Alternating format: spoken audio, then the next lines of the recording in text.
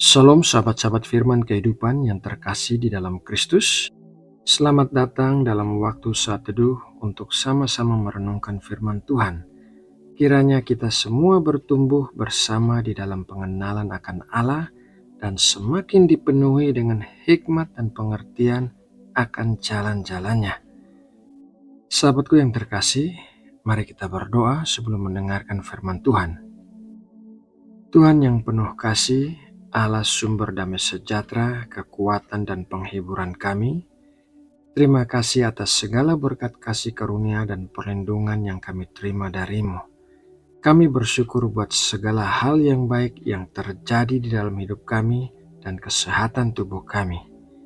Ya Bapa, saat ini kami mau masuk dalam saat teduh. Berkatilah kami dengan persekutuan yang indah dengan-Mu dan pemahaman akan kebenaran firman-Mu. Di dalam nama Tuhan Yesus Kristus kami berdoa. Amin. Sahabat firman kehidupan yang dikasihi Allah, Bartimeus adalah seorang yang jarang disebutkan dalam khotbah-khotbah di mimbar.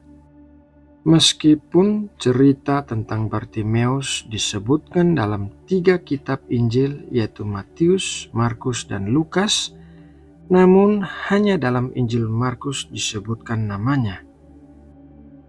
Dalam renungan firman Tuhan hari ini, kita akan belajar dari Bartimeus mengenai teladan imannya yang luar biasa. Dan kita akan belajar dari Injil Markus karena dalam Injil inilah kita bisa menemukan satu detail yang sangat penting yang tidak disebutkan dalam 2 kitab Injil lainnya. Mari kita mulai dengan membaca Markus 10 ayat 46 sampai 49. Lalu tibalah Yesus dan murid-muridnya di Yeriko. Dan ketika Yesus keluar dari Yeriko bersama-sama dengan murid-muridnya dan orang banyak yang berbondong-bondong, ada seorang pengemis yang buta bernama Bartimeus, anak Timeus, duduk di pinggir jalan. Ketika didengarnya bahwa itu adalah Yesus orang Nazaret, mulailah ia berseru, "Yesus anak Daud, kasihanilah aku." Banyak orang menegurnya supaya ia diam, namun semakin keras ia berseru, "Anak Daud, kasihanilah aku." Lalu Yesus berhenti dan berkata, "Panggillah dia." Mereka memanggil orang buta itu dan berkata kepadanya, "Kuatkan hatimu, berdirilah, ia memanggil engkau."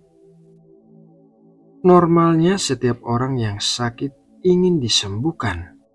Jadi saat Bartimeus mendengar tentang Tuhan Yesus yang bisa menyembuhkan segala penyakit dan kelemahan, Bartimeus melihat sebuah kesempatan sekali seumur hidup untuk menerima kesembuhan bagi matanya yang buta. Oleh karena itu, ia terus-menerus berteriak sampai mendapatkan perhatian dari Tuhan Yesus. Mari kita baca ayat selanjutnya, Markus 10 ayat 50-52. Lalu ia menanggalkan jubahnya. Ia segera berdiri dan pergi mendapatkan Yesus. Tanya Yesus kepadanya, "Apa yang kau kehendaki supaya aku perbuat bagimu?" Jawab orang buta itu, "Rabuni, supaya aku dapat melihat." Lalu kata Yesus kepadanya, "Pergilah, imanmu telah menyelamatkan engkau." Pada saat itu juga melihatlah ia, lalu ia mengikuti Yesus dalam perjalanannya. Perhatikan bahwa saat orang memberitahu Bartimeus bahwa Tuhan Yesus telah memanggilnya, yang pertama dilakukan Bartimeus adalah menanggalkan jubahnya, baru berdiri dan pergi kepada Tuhan Yesus. Menanggalkan jubah adalah sebuah tindakan iman yang luar biasa dari Bartimeus, karena jubah yang dipakainya adalah jubah pengemis yang dipakai oleh orang-orang cacat. Jadi dengan tindakan menanggalkan jubahnya, Bartimeus menunjukkan imannya bahwa ia pasti disembuhkan dari penyakitnya, dan sesuai imannya ia benar-benar disembuhkan.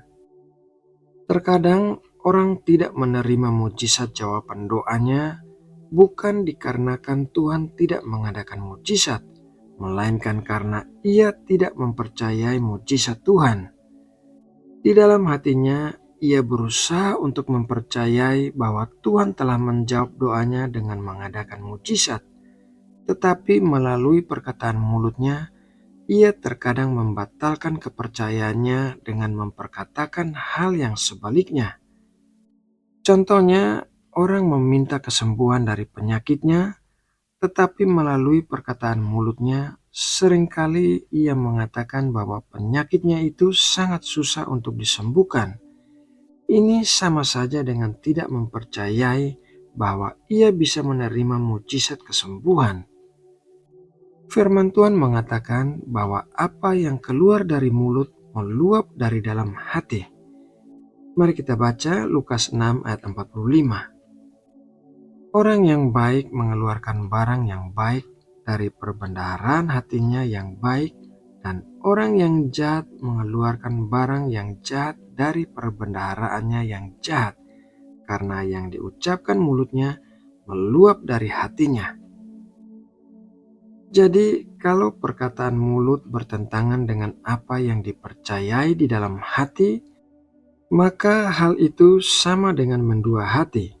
Dan orang yang mendua hati tidak akan menerima jawaban doanya seperti yang dikatakan firman Tuhan dalam Yakobus 1 ayat 6-8. Hendaklah ia memintanya dalam iman dan sama sekali jangan bimbang, sebab orang yang bimbang sama dengan gelombang laut yang diombang-ambingkan kian kemari oleh angin. Orang yang demikian janganlah mengira bahwa ia akan menerima sesuatu dari Tuhan, sebab orang yang mendua hati tidak akan tenang dalam hidupnya.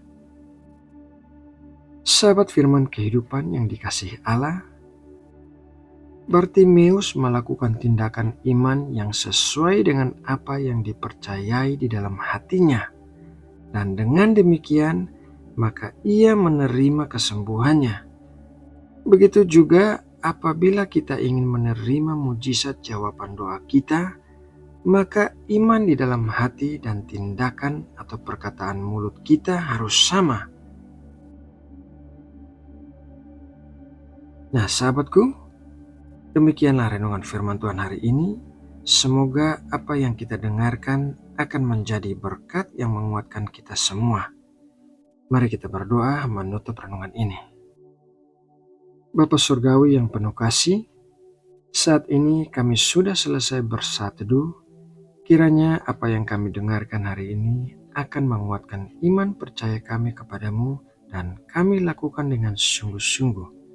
Ingatkanlah kami apabila tindakan atau perkataan kami bertentangan dengan apa yang kami percayai di dalam hati kami. Ingatkanlah kami untuk memiliki kesatuan iman di dalam hati, tindakan, dan perkataan kami. Terima kasih ya Bapa atas berkat firman-Mu hari ini. Di dalam nama Tuhan Yesus Kristus, kami berdoa dan mengucap syukur. Amin.